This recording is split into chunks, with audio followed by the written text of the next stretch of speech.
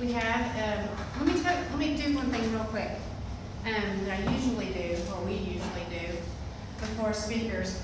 What we're going to do tonight is like before, because of the time constraints, and also too making sure that everybody can hear all the questions. No questions from the floor of the next two speakers. If you have a question, we have index cards. There should be enough pens. If they're not, please raise your hand. If you have a question, if you need another index card, Before I go to Kevin really quick, can I have a show of hands of anybody that's new? Okay. Girls, could y'all pass them out? The flyers for the new people? We're all kind of slow today, that'd be great. If you could hold your hand up again real quick. Thank you very much. Okay. The next speaker is he's a Republican candidate for our State Board of Education. His name is Keven Ellis. Dr. Ellis is a longtime Lufkin resident, family man, and local businessman who advocates conservative education principles for teachers, students, and families in Lufkin ISD, in the Lufkin Independent School District. Dr. Ellis graduated from Texas Chiropractic College in 1995 and opened his practice in Lufkin in 1998. He is actively involved in the community, serving with local boards, Lufkin, including the Lufkin Host Lions Club, where he has served as president from 2012 to 2013. He's a member of the Lufkin ISD Tri-Ethnic Board. He's the president of the Angelina County Benefit Rodeo. Now, I wouldn't have guessed that. Chairman of the Small Business Council for Angelina County Chamber of Commerce. He's the president of the Z and O Railroad and chairman of the Eastview United Pentecostal Church Building Committee. He is also an assistant scoutmaster for Troop 136, where both of his sons achieved the rank of Eagle Scout. In 2012, he was elected on the Lufkin ISD Board of Trustees and currently serves as the board president. Dr. Ellis and his wife Shelley have 3 children, and they all attend Texas A&M University. Everybody, will you please give a hand of applause for Dr. Keven Ellis.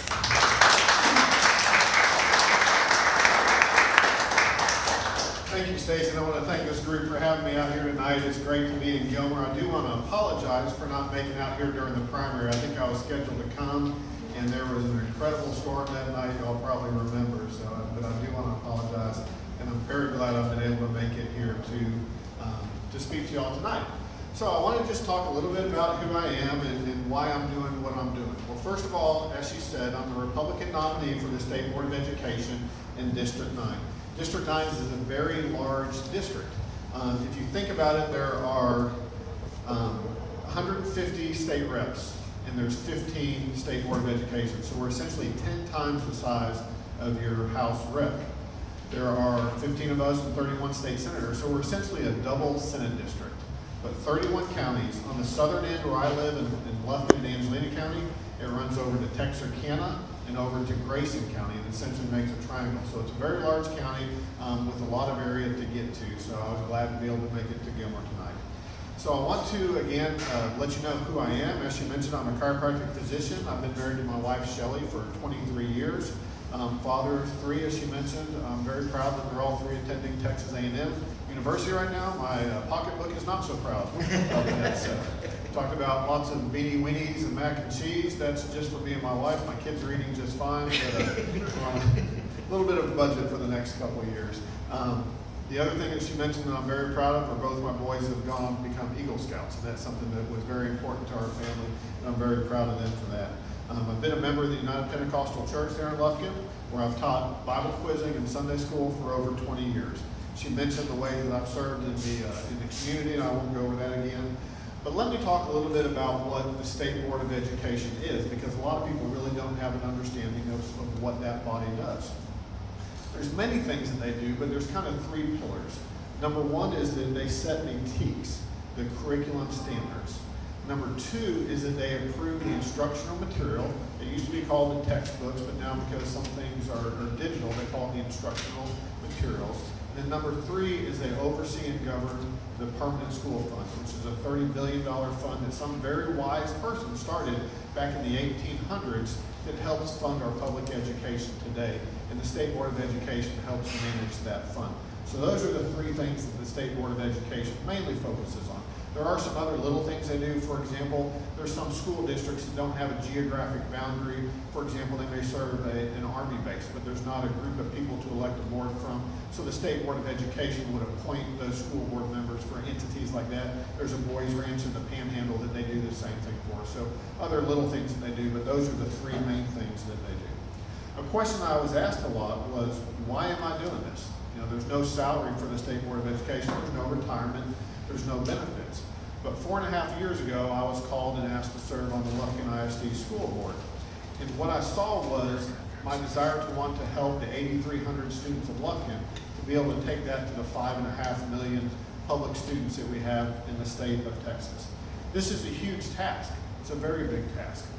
We spend about $55 billion a year on education in Texas, plus a little bit plus or minus around $10,000 per kid per year. And some would say we just need to run education like a business. But this is not a normal business that we're working on here with that $55 billion. We're not in the business of writing software codes, or digging wells, or building buildings, or essentially making widgets. We're in the business of taking 4- and 5-year-old little bundles of joy, and in 13 years turning into productive members of our society. And that's an awesome, and it's also a wondrous task that we have to do, but it's complex. I think if you think of what a neurosurgeon does, a neurosurgeon is going to get ready to scrub in for surgery, clean up so that they're aseptic. They're thinking about what research they've read in the medical labs. They're thinking about that patient's case history, and they go in and operate on that brain. Well, they're operating on one brain. A teacher's operating on 25 brains in a very septic condition, not necessarily aseptic like an operating room with that. And while the surgeon's brain's asleep, they've got 25 very awake brains that are providing very much feedback, active feedback to them. So I think that we have to look at the teaching profession the same way that we give respect to surgeons. It's a very complex task that they do. We ask a lot of them, and we ought to be able to give them that same support in return. The TEA is working on that right now. They're providing support for our teachers. They just began a group of math and English academies. These are focused on teaching our teachers. It's designed on grades K through 3 in those 2 subjects, and we've got to get the foundation right. We've got to start in the young grades to make sure that we build that solid foundation of good education to make sure that we're able to move up as the kids get older in their time. Because it's not just enough to make sure that we prepare our students for a job interview, or that we prepare them to get into college, or that we prepare them to, if they're going to go into the military, to make it to boot camp. We have to make sure that they have success in that job, success in college, graduate from college, or success in the military. It's a big task that we have to do. So we've got to make sure that we have continuous improvement. And I want to have struck with an example about continuous improvement. And I think the high water mark, or the understanding of looking at a process that has continuous improvement, is our football coaches.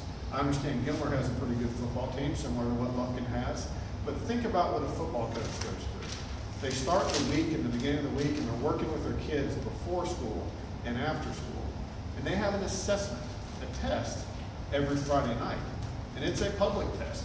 Those results are posted on the scoreboard immediately, and they're posted in the newspaper the next morning. It's a win or a loss.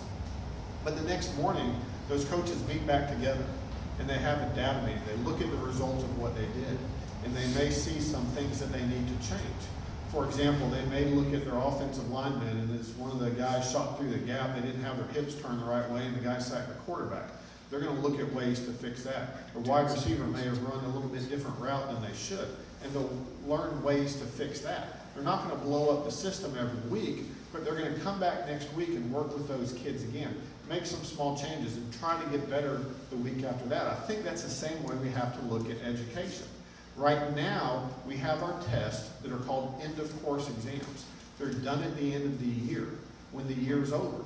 And the results often are not received until the summertime. So if you had one test at the end of the year for a football game, it wouldn't matter, it would be too late. So what we need to do with our assessments, instead of one high-stakes test at the end of the year, have small assessments, kind of like a football game every Friday night. You get to see how you're doing. And when you're able to do that, you can give our teachers feedback on how they can help those children improve. And that's one thing I think we need to do on our assessments, is make sure we think of it that way. Because if you think about high school and the experience of our kids in high school, if a child ever asks the question, when are we going to use this? I think you've lost the relevancy of what they're doing in class. They should never have to ask that question. It should be clear to them. It's a weird fact, but if you teach a child to weld, he does better in math. Because we hear a lot about college readiness or career readiness. And in my mind, it shouldn't be either or. We should teach our children how to learn. And whether that ends up being something that they end up going off to college for, either a university or a community college, whatever the case is, or they decide to go straight into a career, they've learned, they've understand how to learn, and that's what's going to make them effective. Because it's not an either or. Even the kids who go to college are eventually going to have to work. I mentioned I have 3 kids in college, and I sure hope for that day one time where they're going to go off to the workplace with that. The other question I was asked during this campaign is, why am I qualified to serve? I think first is the fact that I've had 3 kids who have recently gone through the K-12 in the public education system. I've seen what we've done very well, and I've seen what we need to do better with. There's some things in public ed we definitely need to fix. For example, one of them is special education. It was in the news just recently that Texas kind of quietly capped the number of special ed kids at 8.5%, put an artificial cap on that. And if you look back, that's exactly the number of kids that the state's identified. And that's left with some students who need resources that haven't been able to get them. The other reason I'm qualified to serve is my time on the Lufkin ISD School Board. School Board gives you a very unique perspective. You see the needs and the challenges of the administrators, of the teachers, of the students, and of the parents. And as you sit there in the middle, you get to see how all of that works together. Some things I've learned sitting in that position is our curriculum standards. I mentioned before that there are 3 things that the State Board of Education does. The first thing I mentioned are the TEKS. Those are some different words, so let me explain what that means. The TEKS are the curriculum standards that our kids learn every year. There's TEKS for 3rd grade math. It says that our kids need to learn the multiplication tables up to the 12s. In English, it may say that in 2nd grade they have to do certain adverbs or whatever the case is. From K through 12 in every subject, it's essentially the skeleton of what our kids learn. Now the local districts have control over the curriculum itself. The State Board of Education does not do the curriculum, they do the standards. A good way to understand that is the standards is kind of the skeleton of what the kids learn. The curriculum is the flesh and the meat that's put on that curriculum those standards that shows them what they're able to learn.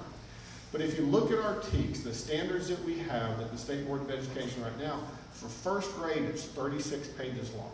You will hear many say that our standards have become bloated. There's too much information there. 36 pages of information for a 1st grader is too much. We don't have time to do that. What we're doing now is teaching our kids to a level of introduction, and we need to make sure that we're able to teach them to a level of mastery. We've all heard the phrase that our teachers are teaching to the test. Has anyone heard that before? And it's in a very negative term. Let me tell you, the teachers are not the bad people here. You know, we fuss at teachers teaching the test, but there's a reason that that's happening. And it's because these TEKS are so broad.